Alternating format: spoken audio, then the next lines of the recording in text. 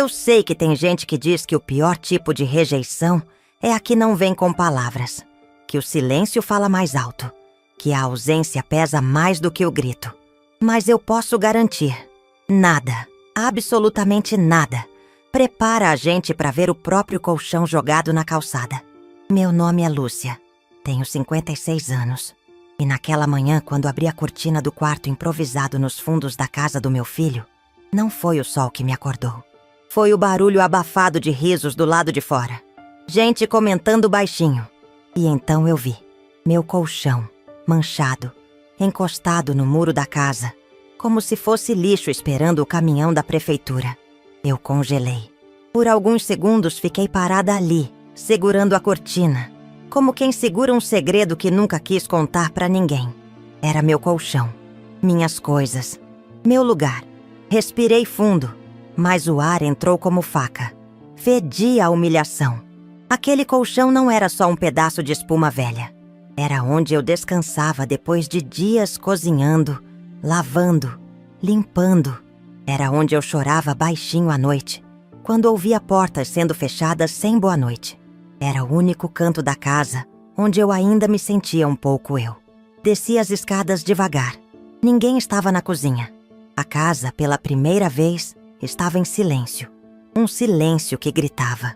Peguei minha bolsa, minha nécessaire e uma sacola com 2 mudas de roupa. Foi o que coube. O que sobrou. Antes de sair, abri a geladeira. Peguei a folha de papel imantada do mercado. Virei ao avesso e escrevi ali mesmo. Uma carta rápida, mas carregada.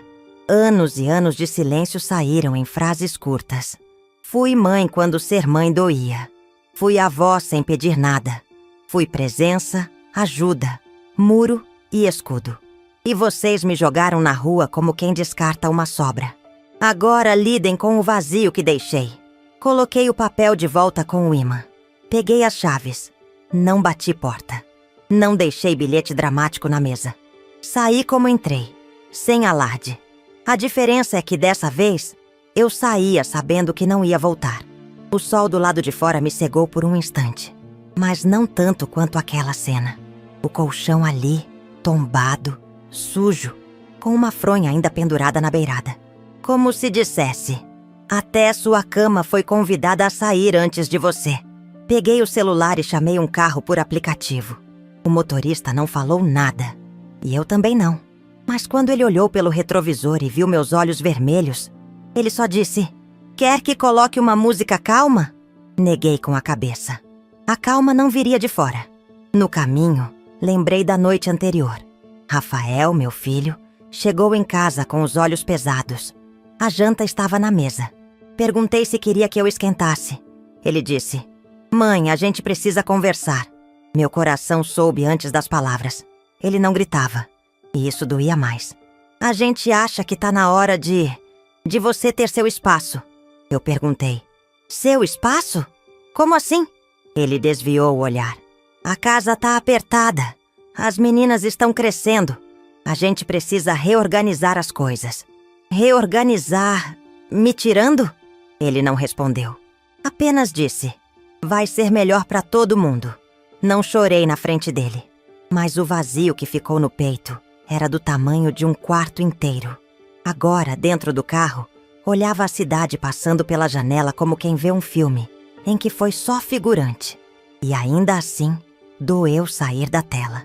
Desci no terminal. Sentei no banco gelado de concreto com minha sacola de roupas no colo. Nenhum destino certo, mas uma decisão definitiva. Não ia pedir pra ficar. Não ia discutir, não ia implorar. Isso eu já tinha feito a vida inteira, mesmo sem perceber. Peguei o celular. 20 chamadas perdidas. 3 da minha nora, 2 da irmã dela, 15 do Rafael. Ignorei todas. Ao meu lado, uma senhora lia um livro com os olhos cansados. A capa era azul e branca. Eu li o título de relance. É preciso saber a hora de ir. Engraçado como o universo responde sem a gente perguntar.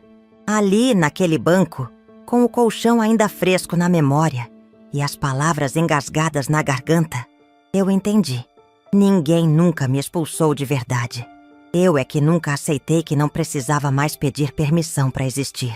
Meu nome é Lúcia. Tenho 56 anos. E naquela manhã, enquanto o sol começava a aquecer o concreto duro da rodoviária, eu descobri que era possível se sentir livre, mesmo sem ter ainda para onde ir. É curioso como a gente consegue se acostumar com o mínimo quando tem medo de perder até isso. Por anos, eu acreditei que aquele quarto improvisado nos fundos da casa do meu filho era um lar. Não por causa do conforto. Ali mal cabia uma cama de solteiro e uma cômoda velha. Mas porque, de algum jeito torto, eu achava que aquele espaço me fazia parte de alguma coisa. Mas agora, sentada sozinha num quarto de pensão, a cabeça encostada na parede descascada, eu enxergava o que antes evitava ver. Eu nunca fui vista ali. Só era útil. Meu filho, Rafael, nasceu quando eu tinha 24 anos. E com ele nasceu uma urgência. A de fazer tudo dar certo. Fui mãe solo desde o início. O pai dele partiu antes mesmo de saber que eu estava grávida. Foi duro. Trabalhei em 3 turnos, lavando louça em restaurante, cuidando de idosos, limpando escola, comia restos, dormia mal, mas nunca deixei faltar leite, fralda ou o que ele chamava de pão de chuva, um bolinho que eu fazia com o que sobrava de farinha e açúcar. Cada aniversário dele era uma maratona de esforço. E mesmo quando ele cresceu e os pedidos ficaram caros, eu dava um jeito, me virava, porque ver aquele sorriso era tudo, tudo. E quando ele se casou, confesso que senti orgulho. Não por ela. Confesso que nunca senti leveza naquela presença. Mas porque achei que ele tinha vencido. Que ele teria o que eu nunca tive. Estabilidade, família. A primeira vez que me chamaram para morar com eles foi por necessidade. A nora ia voltar a trabalhar e precisava de alguém com as crianças. Só por uns meses, ela disse. A gente precisa muito de você. E eu fui. Larguei minha kitnet alugada. Doei meus móveis. Vai ser melhor morar com eles, pensei.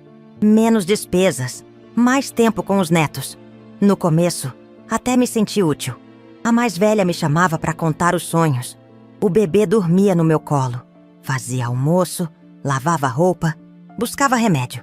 Nunca cobrei nada. Mas aos poucos o tom mudou. A casa que era de todos foi ficando com limites invisíveis. Portas fechadas. Sussurros. A nora parou de me chamar de Mãe Lúcia e passou a usar só Lúcia mesmo. Lembro de um domingo. Tinha feito lasanha, prato preferido do Rafael. A mesa posta. Eles chegaram da igreja, passaram direto pro quarto. 15 minutos depois, ouvi o barulho da porta da frente. Foram comer fora. Não avisaram. Nem olharam pro que eu tinha preparado. A comida ficou lá, intocada, como eu. Outra vez vi que trocaram a senha do Wi-Fi. Quando perguntei, disseram que foi por segurança. Passaram 3 dias até me darem de novo. Quando dei opinião sobre a escola da neta, a resposta foi seca. Mãe, a gente prefere resolver isso nós dois, tá? Doeu. Mas calei, porque eu ainda achava que, se não atrapalhasse, seria aceita. A pior parte era o olhar de quem tolera, de quem convive por obrigação. E ainda assim, eu ficava. Porque, para onde eu iria? Comecei a anotar as contas que pagava. Luz, água, mercado. O Rafael vivia dizendo que o orçamento estava apertado. Então eu fazia depósitos sem assinar. Comprava mantimentos e deixava na despensa. Apagava meu nome do extrato. Um dia ouvi sem querer a irmã da nora dizer: ela vive aqui, mas parece uma hóspede que nunca vai embora. E ninguém corrigiu. Ninguém me defendeu. Eu me sentia como aquele quadro torto na parede que ninguém conserta, mas também não joga fora. As meninas ainda vinham no meu colo. Me pediam histórias, mas até isso começou a minguar. Quando vi, eu era só a responsável pelo feijão e pela roupa dobrada. Meu espaço foi encolhendo. Primeiro tiraram a cadeira que eu usava na varanda, para dar lugar ao novo vaso de planta. Depois, trocaram o quarto das meninas e me colocaram no antigo depósito. Disseram que era temporário. Temporário virou definitivo. como tudo que ninguém questiona. Uma noite tive uma crise de tosse e fui procurar meu xarope na cozinha. Era madrugada. Passei pela sala e ouvi meu nome. A nora dizia que eu era difícil, que interferia demais. Rafael não a contradisse, apenas disse: "Eu sei, mas é minha mãe." E ela respondeu: "Então coloca ela num lugar de mãe, e não no meio da nossa casa." Aquilo ficou em mim como farpa. Um lugar de mãe. Que lugar é esse? Aquele que serve e se cala.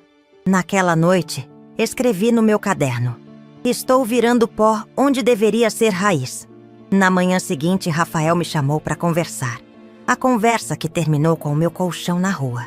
Ele disse que eu precisava do meu espaço. Eu devia ter respondido que o único espaço que me deram foi o da ausência. Mas não respondi. Não tive forças. Apenas ouvi, assenti e fui dormir sabendo que o dia seguinte levaria minha cama. E talvez minha última gota de ilusão. A cozinha estava escura quando desci. Eram quase 2 da manhã. Os ponteiros do relógio pareciam pesados demais para se mover. Na casa, um silêncio sufocante. O tipo que não conforta, só acusa. Sentei à mesa, sem acender a luz. O cheiro do feijão que tinha feito à tarde ainda pairava no ar, misturado ao da fralda suja que esqueceram no lixo. Respirei fundo. Me sentia um móvel velho esquecido num canto que ninguém limpa. Foi naquela madrugada que entendi, de vez, que não era mais parte daquela casa. Talvez nunca tivesse sido. A discussão da noite ainda ecoava na minha cabeça. Não houve gritos. Foi pior. Houve precisão, frieza, como se estivessem encerrando um contrato vencido. Tudo por causa de um comentário. Uma frase curta, que saiu de mim sem cálculo, mas cheia de verdade. A neta mais velha, com os olhos marejados, me contou que tinha tirado uma nota ruim na escola e que o pai não quis ouvi-la. Disse que estava cansado de desculpas.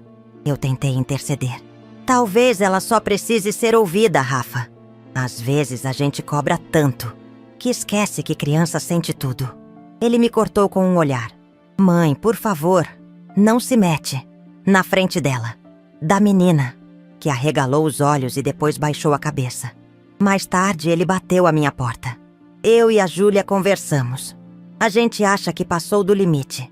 Você precisa de um espaço seu, sabe? Algo mais seu. Aquela frase ficou girando na minha cabeça. Algo mais seu.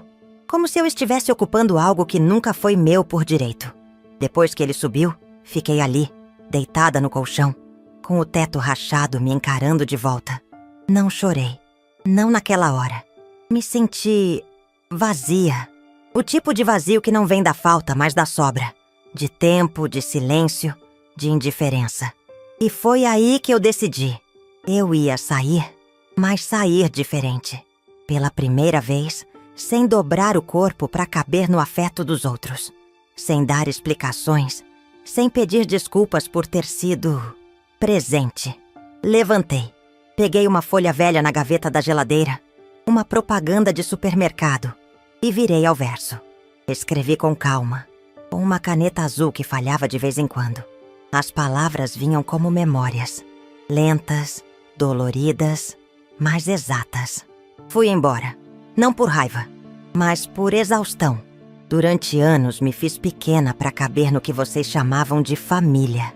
Fui voz que ninguém ouvia, mãos que sustentavam sem serem notadas. Lavei os pratos, segurei as febres, paguei contas no silêncio. Aceitei pouco, porque achava que ainda era mais do que nada. Mas o dia em que vocês jogaram meu colchão na rua foi o dia em que entenderam, com atos, o que nunca disseram com palavras. Que eu era demais para um espaço que nunca foi meu. Então deixo o que sobrou comigo. E deixo a vocês o que me tiraram. A obrigação de me aguentar. Agora aprendam a conviver com a ausência que criaram. Porque a presença que vocês apagaram não volta mais. Assinei só com meu nome. Não mãe. Não vó. Apenas Lúcia. Coloquei a folha de volta na geladeira, presa com o ímã do açougue da esquina. Depois fui pro quarto, dobrei as roupas que cabiam na sacola plástica, peguei minha bolsa e uma nécessaire pequena. Na calçada, O colchão me esperava como um recado final, encharcado do sereno, com a fronha pendurada como quem segura a borda do precipício. O sol ainda não tinha nascido, mas o céu começava a mudar de cor. Chamei o motorista. Quando ele chegou, olhou meu colchão e perguntou: "Vai querer levar?" Balancei a cabeça. "Não, já levei peso demais comigo." No terminal, sentei num banco frio de cimento. Estava leve. Pela primeira vez, leve. O tipo de leveza que não vem da alegria, mas da libertação.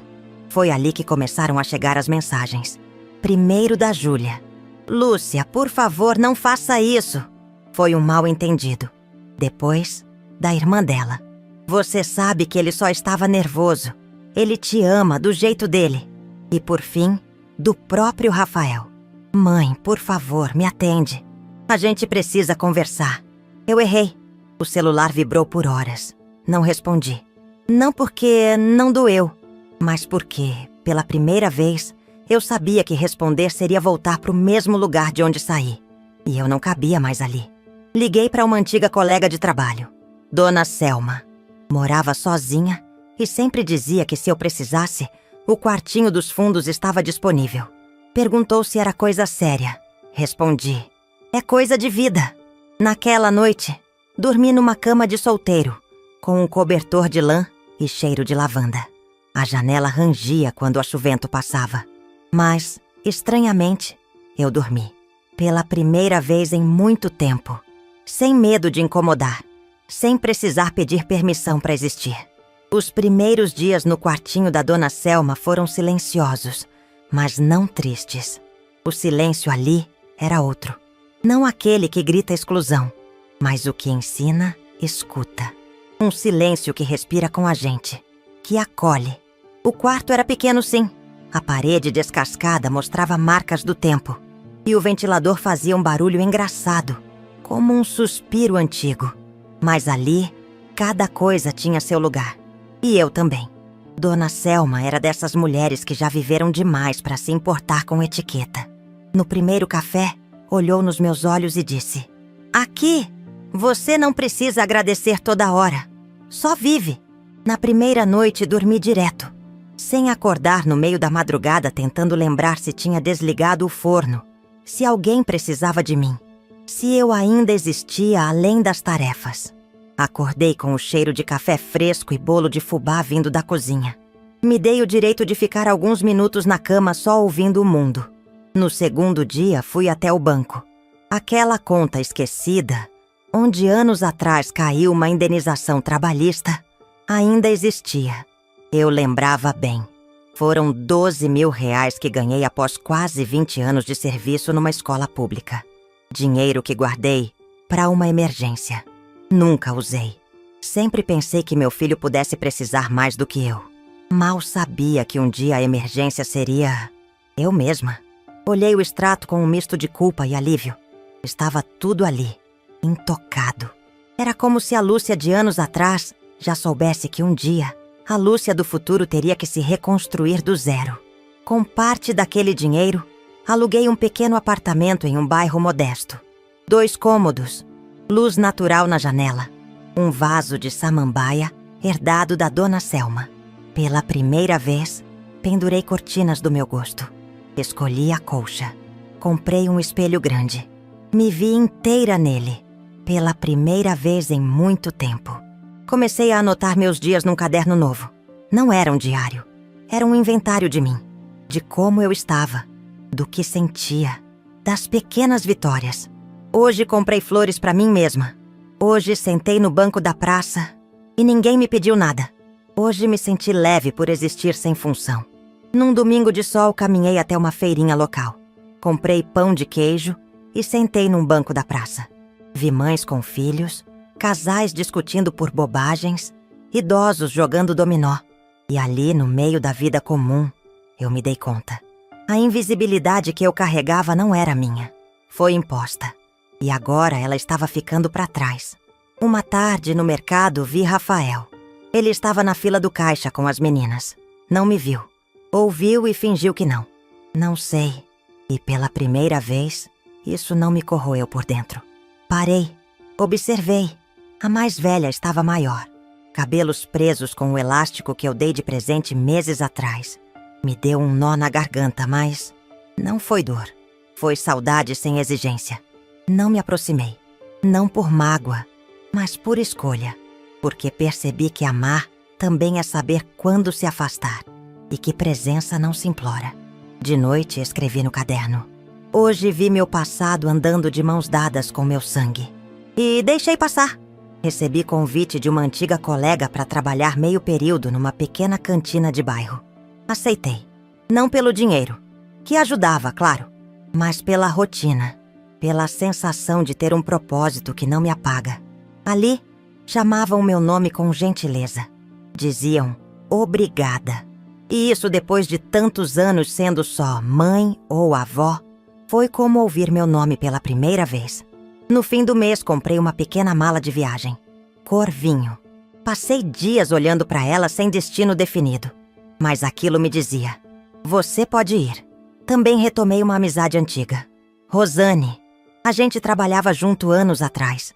Nos encontramos por acaso na farmácia.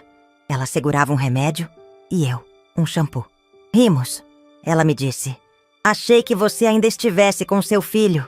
Estive, respondi. Mas agora estou comigo. Café marcado. Conversas retomadas. Riso fácil. Pequenas âncoras que me lembravam de quem eu fui, antes de me reduzir ao papel de apoio. Comecei a visitar um sebo nas manhãs de sábado. Descobri livros que falavam de mulheres que também recomeçaram tarde, que também se perderam tentando agradar e se encontraram ao desistir de caber em lugares pequenos. Na última página de um deles, sublinhei uma frase que virou meu mantra.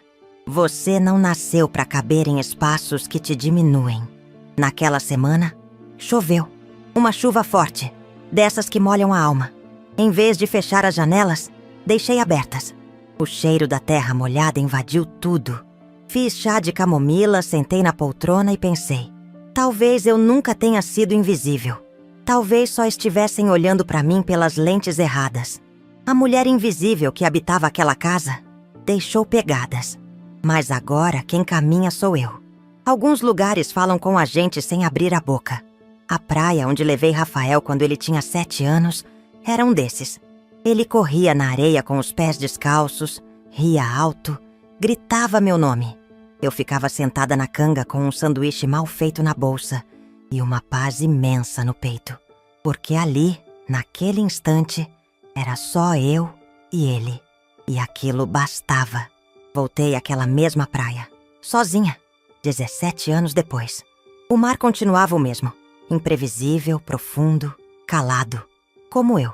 Levei um caderno novo, daqueles de capa dura, com folhas lisas. Nele escrevi uma carta. Não para ser enviada, não para causar nada, só para encerrar. Rafael, você foi minha razão por muito tempo, minha missão, meu norte. Mas agora sou minha também. E isso não é abandono, é cura. O que você fez doeu, mais do que palavras podem explicar.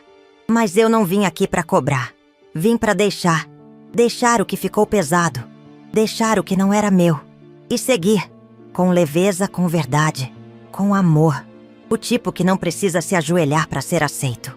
Fechei o caderno, não chorei, me emocionei, o que é bem diferente. Chorar é rasgar. Emoção às vezes é costura. Andei pela areia. Senti os grãos nos pés.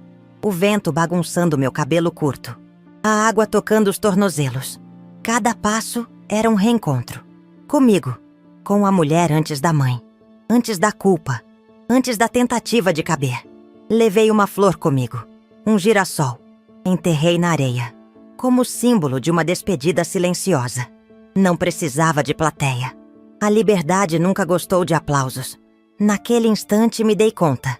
Eu não precisava que ninguém me aceitasse. Porque agora eu me aceitava. Por inteiro. Com as rugas, com os vazios, com as escolhas erradas e com os acertos silenciosos. Fiz as pazes com meu passado. Não com quem me feriu, mas com a parte de mim que achou que merecia aquilo. Essa sim, precisava do meu perdão. Voltei para o meu apartamento com a alma lavada de sal. Encontrei meu vaso de samambaia florido. Sentei na poltrona. Peguei o caderno e escrevi: hoje não fui mãe, não fui avó, não fui cuidadora. Hoje fui só mulher. E foi o suficiente. Semanas depois, recebi uma carta das meninas, escrita à mão. Pequenas palavras, mas cheias de afeto. Diziam que sentiam saudade, que lembravam do cheiro do meu arroz, das histórias inventadas à noite. Não pediram que eu voltasse. Só disseram que me amavam. Guardei a carta entre as páginas de um livro. Talvez um dia a gente se reencontre. Talvez não. Mas saber que fui amor, mesmo que esquecido por um tempo, é mais do que bastante. Hoje vivo meus dias devagar. Tenho uma rotina que me cabe. Faço caminhada, planto temperos, converso com vizinhas que sabem meu nome. Não sou mais a sombra de ninguém. E se alguém me perguntasse o que eu ganhei com tudo isso, eu responderia com uma frase simples: ganhei a mim mesma. A liberdade não chegou com grito. Não veio como resposta. Ela chegou como chega o fim de tarde. Aos poucos, bonita, calma, sem pedir licença. Ela mora aqui agora, no silêncio da casa, no canto onde deixo meus livros, no café que faço só pra mim, nas noites em que escolho ouvir minha própria voz. Porque a verdade é essa: quem aprende a se acolher nunca mais implora pra ser acolhido. E é assim que termina minha história. Mas, se me permite, é assim que começa a minha vida.